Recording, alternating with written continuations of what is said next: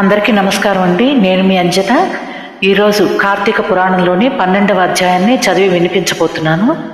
ఈ అధ్యాయంలో కార్తీక ద్వాదశి మహత్యం గురించి మనం తెలుసుకోబోతున్నాము. తప్పకుండా ఈ కథలన్నీ వినడం ద్వారా మనం చేసుకున్న పాపాలన్నీ పోయి మనకు సర్వ సుఖాలు సంతోషాలు లభించాలని భావిస్తూ ఈ అధ్యాయాలని చదువుతున్నామండి. మీకు కనుక ఈ వీడియోలు నచ్చినట్లయితే తప్పకుండా సబ్స్క్రైబ్ చేసుకుని ఇతరులకి షేర్ చేయండి. అలాగే ఓం నమ శివాయ అని కామెంట్ చేయండి. కొత్తగా ఎవరైనా చూస్తున్నట్లయితే తప్పకుండా సబ్స్క్రైబ్ చేసుకోండి. Thank you. కార్తీక ద్వాదశి మహత్యం. కార్తీక మాసంలో శని త్రయోదశి సోమవారం కంటే చాలా ఎక్కువ ఫలితం ఇస్తుంది. ఈ శని త్రయోదశి కన్నా కార్తీక పౌర్ణమి 100 రెట్లు ఫలితం ఇస్తుంది. పౌర్ణమి కంటే కార్తీక పాడ్యమి 100 రెట్లు అధిక ఫలితాన్ని ఇస్తుంది. ఆ కార్తీక పాడ్యమి కంటే బహుళ ఏకాదశి 1,000,000 రెట్లు ఎక్కువ ఫలితాన్ని ఇస్తుందని పెద్దలు అంటూ ఉంటారు. ఏకాదశి కంటే కార్తీక ద్వాదశి విస్తారమైన ఫలితాన్ని ఇస్తుంది.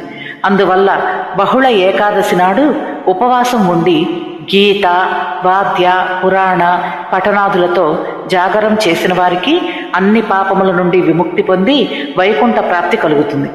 ఆ మరుసటి రోజు బ్రాహ్మణులతో పారాయణ కావించినట్లయితే అటువంటి వానికి సకల సంపదలు అభివృద్ధి చెందుతాయి. గంగా నదీ తీరంలో సూర్యగ్రహణం రోజు 1,000,000 బ్రాహ్మణులకు సంతర్పణ చేసే పుణ్యం కార్తీక ద్వాదశి పారాయణ వల్ల కలుగుతుంది. 1000 గ్రహణాలు, 1,00,000 అమావాస్యలు ద్వాదశి యొక్క 16వ వంతుకు సమానం కావు. హెచ్చు పుణ్యాన్నిచ్చే తిథులు ఎన్నో ఉన్నాయి. కానీ శ్రీ విష్ణువుకు ప్రీతికరమైన ద్వాదశి అన్ని తిథుల కంటే ఎన్నో అధిక రెట్లు ఉత్తమ ఫలాన్ని ఇస్తుంది. కార్తీక శుద్ధ ద్వాదశి రోజు శ్రీ మహావిష్ణువు నిద్ర నుండి లేచును. అందువల్ల ఆ తిథి అంటే ఆ స్వామికి ప్రియమైనది. ఒక్క బ్రాహ్మణునికైనా ఆ రోజున అన్నదానం చేసేవారు తమ మరణానంతరం విష్ణులోకాన్ని పొందుతారు. కార్తీక ద్వాదశి నాడు ధనదానం చేస్తే అన్ని ధర్మాల కంటే గొప్ప ధర్మం చేసినట్లు అవుతుంది. పురుషులు కానీ స్త్రీలు కానీ కార్తీక ద్వాదశి నాడు పసిడి కొమ్ములు కలదియు, వెండి గిట్టలు కలదియు, పాలిచ్చేది అయిన ఆవును దూడతో సహా పూజించి దానం చేసినట్లయితే ఆ ఆవుకి ఎన్ని రోమాలుంటాయో అన్ని సంవత్సరాలు స్వర్గాధిపత్యం కలుగుతుంది. ద్వాదశి నాడు భక్తితో వస్త్రదానం చేసినట్లయితే జన్మ జన్మాల పాపముల నుండి విముక్తి కలిగి విష్ణు సాయుధ్యం పొందగలరు. కార్తీక ద్వాదశి పౌర్ణమి పత్తి వత్తులతో కంచు పాత్రలో నెయ్యి పోసి దీపదానం చేసినట్లయితే 1,000,000 జన్మల నుండి చేసిన గొప్ప పాపాలన్నీ హరించిపోతాయి. ఫల దక్షిణ తాంబూలాలతో యజ్ఞోపవీతాన్ని ద్వాదశి నాడు దానము చేస్తే కలిగే ఫలితాన్ని చెబుతాను విను.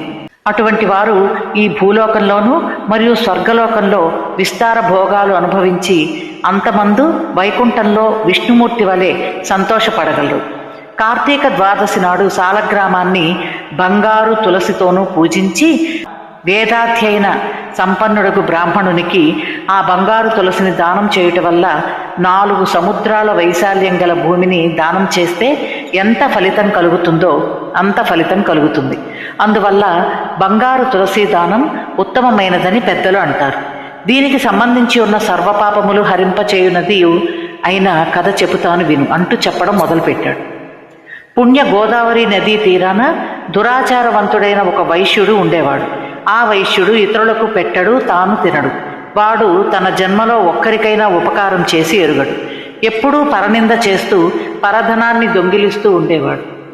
వాడొక బ్రాహ్మణునికి అప్పు ఇచ్చి ఆ బ్రాహ్మణుని దగ్గర నుండి ఎక్కువ డబ్బు రాబట్టుకోవటం కొరకు గ్రామాంతరంలో ఉన్న అతని కొరకు ఒకనాడు వచ్చి తనకు ఇయ్యవలసిన డబ్బు ఇవ్వమని అడిగాడు.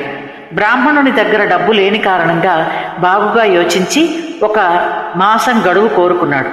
ఎవరైతే అప్పులో ఉంటారో వారు 1 కల్పం వరకు నరకం పొందడమే కాకుండా దేహాంతమున అతని కొరకై పుట్టి నాకు రుణం అంతా తీరుస్తాడు. ఆ మాటలు విన్న వైశ్యుడు కోపంతో కళ్ళెర్ర చేసి, ఓరి మూర్ఖుడా, నా డబ్బు ఇప్పుడు ఇవ్వలేని ఎడల నిన్నిప్పుడు కత్తితో పొడి చేస్తాను అంటూ ఆ బ్రాహ్మణుని జుట్టుపట్టి లాగి కిందకి పడతోసి వేదాంగ పారంగతుడను చూడకుండా కాలితో తన్నాడు. అంతేకాకుండా తన చేతిలో ఉన్న కత్తితో బ్రాహ్మణుని పొడిచాడు. వెంటనే ఆ బ్రాహ్మణుడు చనిపోయాడు.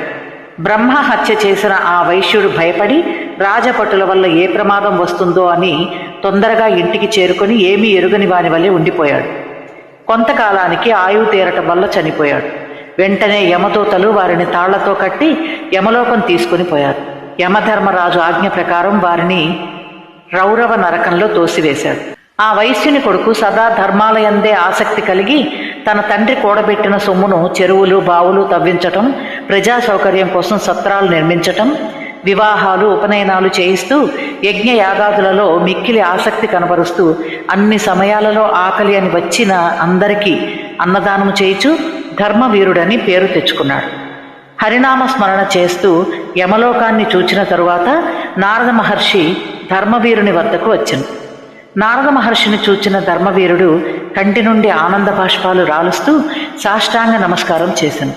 నారద మహర్షి ఆ వైశ్యుని లేవనెత్తి కౌగిలించుకున్నాడు. ఆ ధర్మవీరుడు నారద మునీంద్రులకు అర్ఘ్య పాద్యాది విధులతో పూజించి, ఓ మునిశ్రేష్ఠ, త్రిలోక సంచారి, మీ వంటి వారి రాక మా వంటి వారికి కడు దుర్లభం. నేను జన్మ జన్మలలో చేసి ఉన్న పుణ్యము ఈరోజు ఫలించింది. తమ దర్శన భాగ్యం వలన పుణ్యాలన్నీ సార్థకం అయ్యాయి అని ధర్మవీరుడనను. నారద మునీంద్రుల వారు ఆ మాటలు విని చిరునవ్వులు చిందిస్తూ, ఓ ధర్మవీర, కార్తీక ద్వాదశి శ్రీ విష్ణువునకు మహా ఇష్టమైనది. ఆనాడు చేసిన స్నాన దానాల వల్ల విస్తారమైన ఫలితం ఇస్తుంది.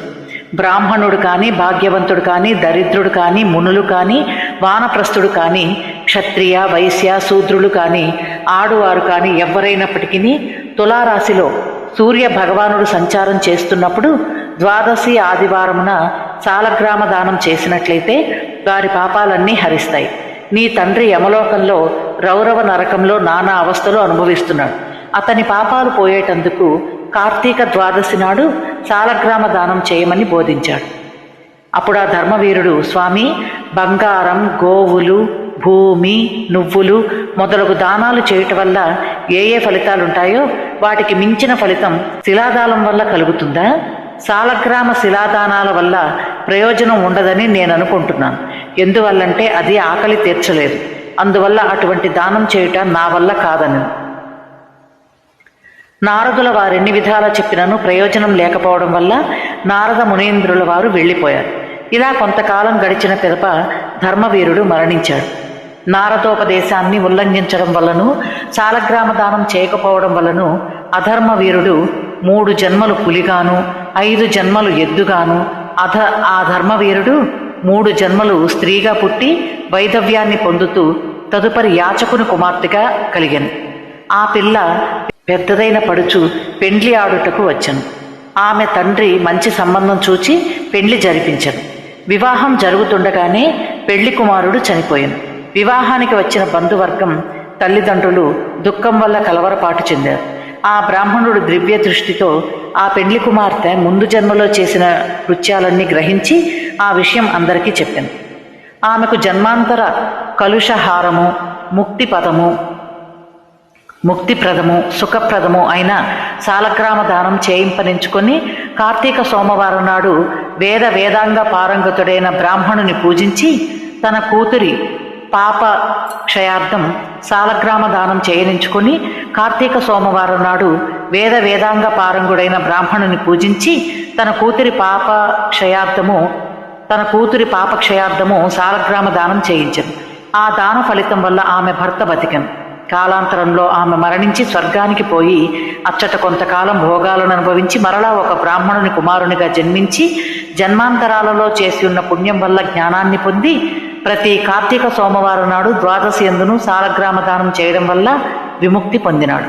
యమలోకంలో నరకం అనుభవిస్తున్న అతని తండ్రి కూడా విముక్తి పొందాడు. ఓ రాజేంద్ర, శ్రీ విష్ణు ప్రీత్యర్థం సాలగ్రామ దానం చేయాలి. దానివల్ల 1,000,000 జన్మాలలో చేసిన పాపాలు కూడా పటాపంచలవుతాయి. సాలగ్రామ దానానికి మించిన దానం మరొకటి లేదు. ఇది నిస్సంశయం అని వశిష్ఠుల వారు జనక మహారాజుకు వివరించి చెప్పాను. ఇది స్కాంద పురాణాంతర్గత కార్తీక మహత్యమందలి 12వ అధ్యాయం సంపూర్ణం. ఓం నమః శివాయ. సర్వే జన సుఖినో భవంతు. మీకు కనుక నా వీడియోలు నచ్చినట్లయితే తప్పకుండా సబ్స్క్రైబ్ చేసుకుని ఓం నమః శివాయ అని కామెంట్ చేయండి.